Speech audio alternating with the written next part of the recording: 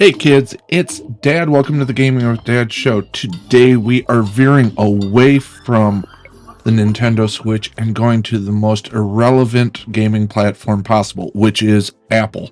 But before we do that, go on ahead, like, subscribe, ring the bell, leave a comment, write the Gaming with Dad show hashtag on a ball, and go on ahead and lose it on the course.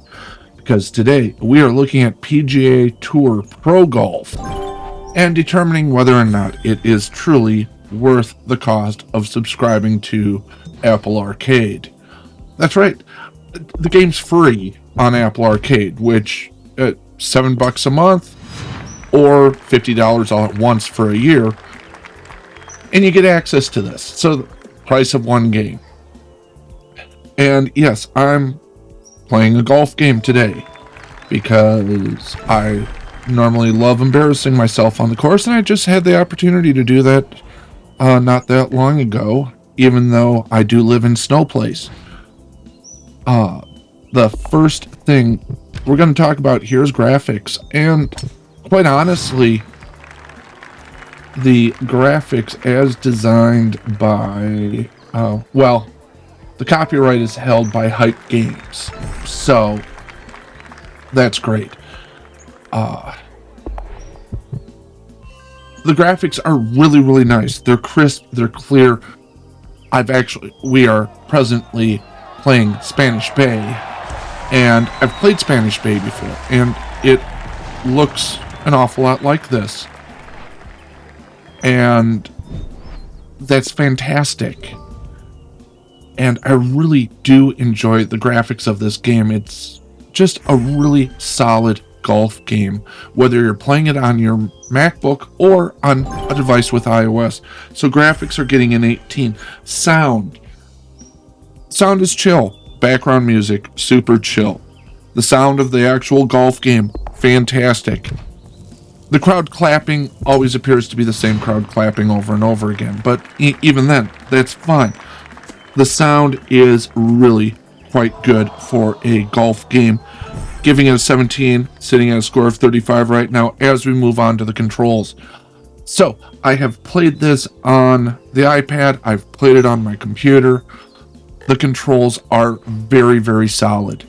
Instead of the more traditional 3-button press style golf swing, or the super frustrating pull the stick back, push it straight forward kind of approach, you do get this where you drag the ball down into the little circle, or while you're putting, you pull it down to determine how hard you hit it, and then you just let go, and it swings the ball, but you have to time how you are letting go of it. And that works the same whether you're on a MacBook or on an iPad. So the controls are super tight. You can move the camera forward, adjust where you're hitting the ball. That's how you kind of choose your distance. And I do really appreciate the tight controls here. I'm giving controls a 19. We're sitting at a score of 54 as we move into gameplay. So gameplay, you have your practice mode. You can pick from any of the courses, play them, practice, get your timing right on the shots. Then you can enter into a tournament with just gobs of people, and you try to win money or clubs, and that improves your game, and you level up, and you can improve how hard you hit the ball. You can buy special balls that do different things. So there's a lot of variety of the gameplay. And even if you don't take first, like the first tournament I ever played in, I took 22nd, and some guy was like 25 under par. So yeah, naturally he won, but I still got prizes. I got enough money to buy a couple of more upgrades, make sure I have enough money to enter the next tournament. So that's fantastic. The gameplay, super addictive. And just the fact that if you play it on your Mac and then switch over to your iPad or your phone, because it's the same Apple account on those devices, you get all your progress. It travels with you. You don't have to pull out your Mac. You can do it from your phone. And then when you go back to your Mac, all of that progress still saves. So gameplay does get a 19. We're sitting at 73. Now, value. I'm going to take a look at it through the lens of that $50 1-year subscription cost, not the monthly $7. And quite honestly, full price game, but it is a well designed golf game. It is a little simplified in so far as when you're putting, there's no excuse to miss a putt. No matter how far away you are, you've got the proper read. You just wait for that beautiful, beautiful green light, and then you just time your release correctly. And as long as you do that, you're gonna make your putt.